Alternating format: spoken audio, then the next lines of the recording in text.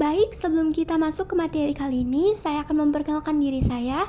Saya Maskita Rohmauli Cicilia Sibarani dengan NIM 210 70 9069 dari Prodi Ilmu Perpustakaan Sains Informasi 2021. Baiklah, di sini saya akan menjelaskan sedikit tentang pengatalogan deskriptif, yang kedua perbedaan pedoman AASI-R2 dan RDA, dan yang terakhir adalah pembuatan deskripsi bibliografi menggunakan pedoman AASI-R2. Baiklah, yang pertama adalah pengatalogan deskriptif. Pengatalogan deskriptif adalah identifikasi dan penggambaran karakteristik bibliografi dari masing-masing bahan perpustakaan. Dalam katalogisasi, deskriptif yang menjadi sasaran adalah entry utama dari sebuah buku dan hasilnya dicantumkan dalam katalog.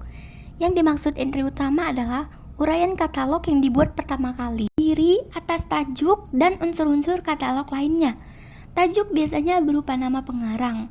Dalam subjek, yang menjadi sasaran adalah penentuan entry subjek sebuah buku, baik berupa subjek verbal maupun notasi klasifikasi, dan hasilnya dicantumkan dalam katalog.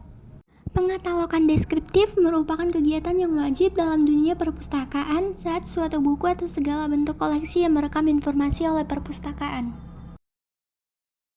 Awal pembuatan sebuah katalog yang mendasari pengatalogan deskriptif dengan penyusunan sebuah format standar deskripsi bibliografis atau yang lebih lazim dikenal dengan International Standard Bibliographic Description pada awal tahun 1970-an. Hal ini pula yang mendasari terbitnya suatu buku yang berisi peraturan-peraturan standar pengatalogan deskriptif, yaitu AASI-R sebagai pedoman standar internasional dalam pengatalogan deskriptif. Perbedaan pedoman AASI-R2 dan RDA antara lain. Yang pertama, AASI-R2 terbit hanya dalam versi cetak, yang kedua dibagi berdasarkan jenis bahan perpustakaan, yang ketiga tingkatan deskriptif, yang keempat penggunaan GMD, yang kelima entry utama, yang keenam berdasarkan ISBD, yang ketujuh pilihan titik akses, yang ke-8 bentuk tajuk, yang ke-9 adalah reference atau rujukan. Sedangkan RDA terbit dalam versi cetak dan online, yang kedua dikembangkan dalam bentuk netral, yang ketiga berdasarkan jenis bahan perpustakaan, yang keempat berdasarkan elemen inti atau core element, yang kelima tidak menggunakan GMD dikembangkan, yang keenam berdasarkan konten, carrier, dan media type, yang ketujuh titik akses ke pengarangan, yang ke-8 deskripsi berdasarkan FRBR, yang ke-9 hubungan FRBR, yang ke-10 attributes of read entities. Yang selanjutnya adalah pembuatan deskripsi bibliografi menggunakan pedoman AASI-R2.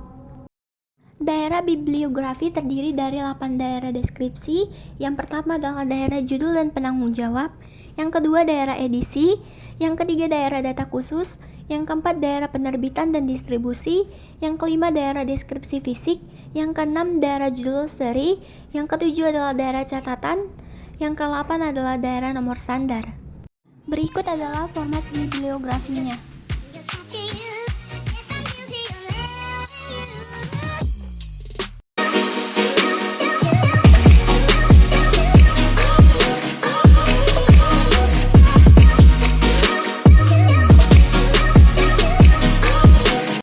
Berikut ini adalah satu contoh buku yang saya susun, dimulai dari daerah judul dan penanggung jawab, daerah edisi, daerah data khusus, daerah penerbitan dan distribusi, daerah deskripsi fisik, daerah judul seri, daerah catatan, serta daerah nomor standar. Untuk menyusun ini, kita hanya tinggal melihat kembali 8 daerah deskripsi yang sudah kita bahas bersama-sama tadi. Dan langkah yang terakhir adalah kita hanya perlu memastikan bahwa tidak ada salah penempatan di dalam ini.